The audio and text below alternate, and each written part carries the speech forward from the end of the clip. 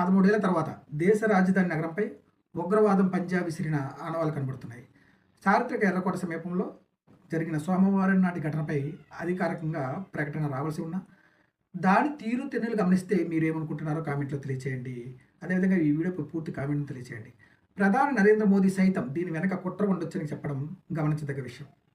గత పక్షం రోజులుగా జమ్మూ కాశ్మీర్, హర్యానా, ఉత్తరప్రదేశ్లలో పోలీసులు జరిపిన దాడుల్లో 8 మంది ఉగ్రవాదులను అరెస్ట్ చేసి 2913 కిలోల పేలుడు పదార్థాలు స్వాధీనం చేసుకోవడం, ఆ సంగతిని ప్రకటించిన కొన్ని గంటలకే ఢిల్లీ పేలుడు ఘటన సంభవించడం గమనిస్తే వీటి మధ్య పరస్పర సంబంధం ఉండొచ్చని అనుమానాలు బలపడుతున్నాయి.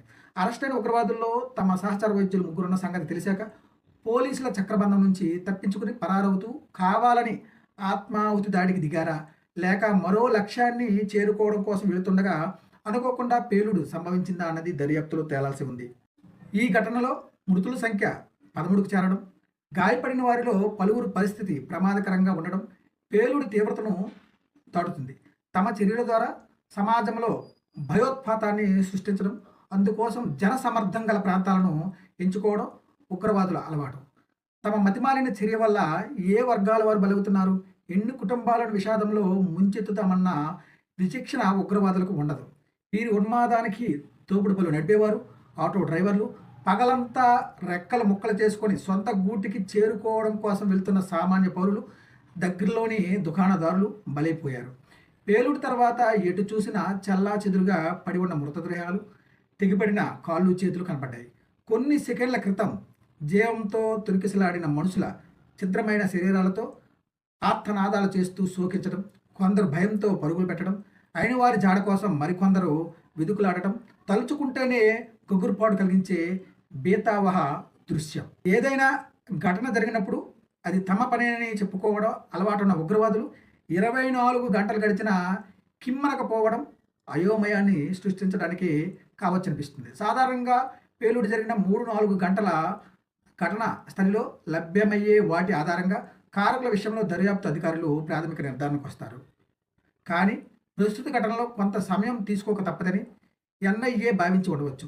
వాస్తవానికి మొదట్లో వాహనంలోని సిఎన్జి ట్యాంకు పేలుండొచ్చు అనుకున్న ఆ వాహన యజమాని పుల్వామా వాసిగా అర్ధరాత్రికి ధృవపడడం, క్రయ విక్రయాల సమయంలో తప్పుడు పత్రాలు దాఖలు చేశారని తేలడం ఉగ్రవాద ప్రమేయాన్ని సూచిస్తుంది.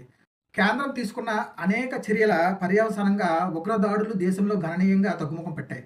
ముఖ్యంగా ఢిల్లీలో 2012లో ఇజ్రాయెల్ దౌత్ కార్యాలయం దగ్గర జరిగిన పేలుడు ఘటన తర్వాత మరేది చోటు చేసుకోలేదు.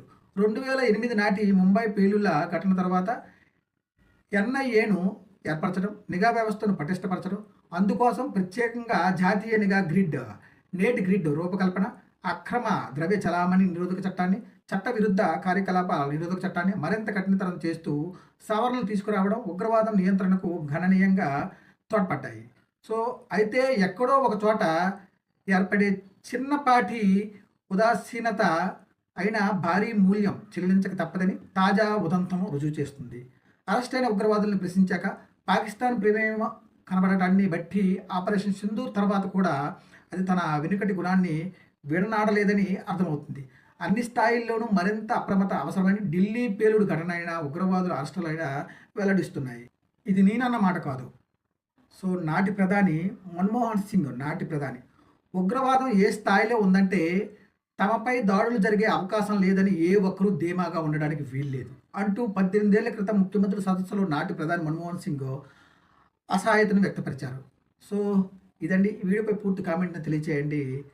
కొత్తగా ఎవరైనా చూస్తున్నట్లయితే లైక్ చేయండి, సబ్స్క్రైబ్ చేసుకోండి. మళ్ళీ మనం రేపు కలుద్దాం. బాయ్, జై హింద్, జై భారత్.